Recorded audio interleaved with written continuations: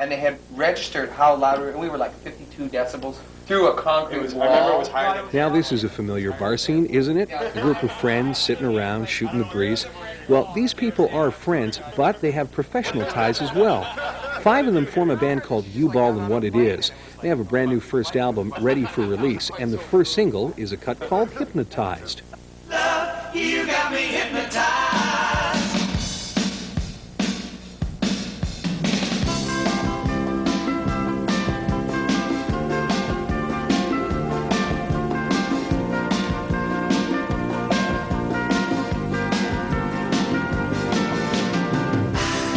Walked alone through 100 empty nights.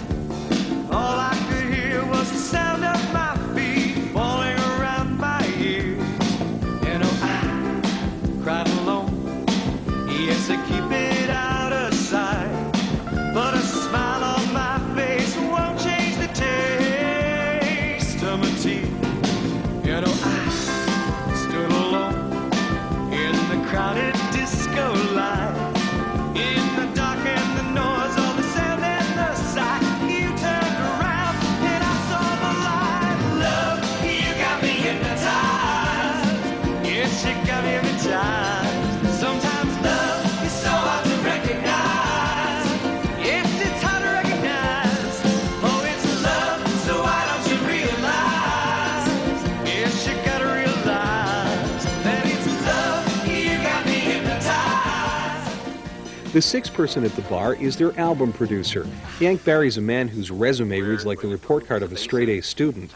Yank's produced famous singers, commercials, his own album, a Broadway show, a film score. He's a songwriter, and he invented quadraphonic sound.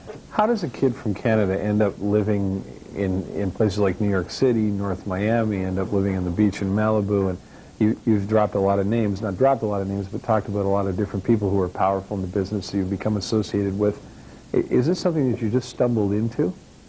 It's something that I really wanted more than anything else. I realized that you couldn't do it in Canada. It couldn't be done here. I would hear stories of how groups made it in the States. It wasn't happening here. Has that changed? It has changed somewhat. I don't feel that the Canadian public still gets behind the Canadian Act the way they should. I think you still have to happen in the States before you're accepted here. Do you like the records that you hear today? Not all of them. I find that some of the electronic records are sounding too electronic. I don't believe in replacing musicians with machines. I find that the machines are machines. You haven't got that human touch to it. Even in some of the dance records that I hear, I would rather hear them with a live rhythm section. Real people.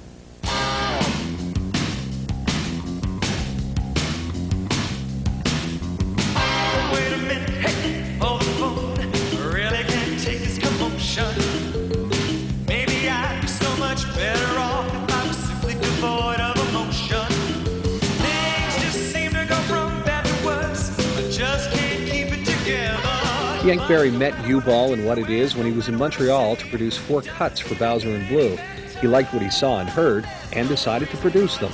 Is that the way over the years that you've discovered most of your bands? Do you have to see them live first? Is that I would think so, yes. That's what the ticket is? Unless you're called to produce someone.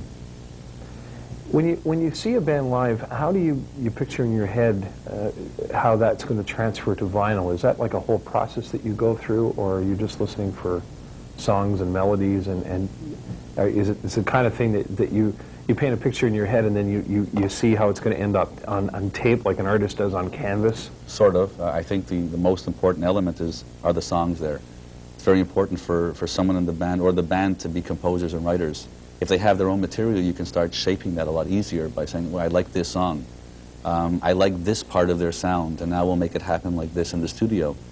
You have the flexibility of bringing in extra singers or extra musicians or sweetening sessions like strings or brass to finish the property. But the original thing has to be there. The band has to be right. Vocally, you have to be strong, and the material has to be strong.